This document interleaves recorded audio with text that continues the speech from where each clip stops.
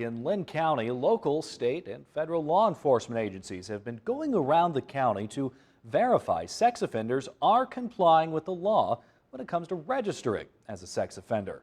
KWWL's Michelle White rode along with a U.S. Marshal and a Linn County lieutenant. She joins us live now out of Cedar Rapids with that story. Michelle.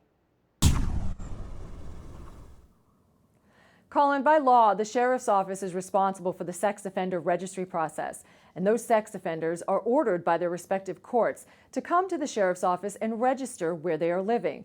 Agents and officers from 6 law enforcement agencies spent the last 2 days knocking on doors to make sure those sex offenders are living where they say they are.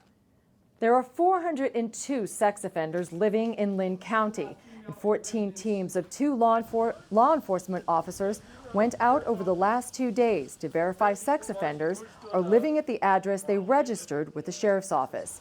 For those who weren't home, officers left a door hanger directing them to contact the county Sheriff's Office.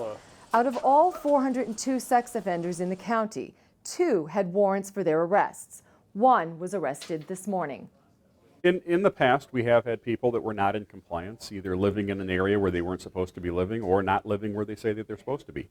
So that's the whole purpose of the process. You know, the sex offenders that are the most dangerous to the public are those that we don't know where they are.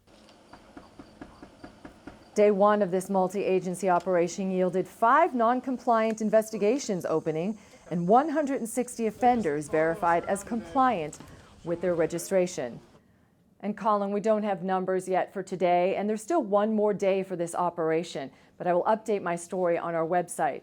It's been several years since the Sheriff's Office has done this kind of multi-agency, multi-day operation. It's typically done with a deputy making phone calls to all the sex offenders on that list. But the sheriff told me he'd like to do one of these operations once a year. Live in Cedar Rapids, Michelle White, News 7, KWWL.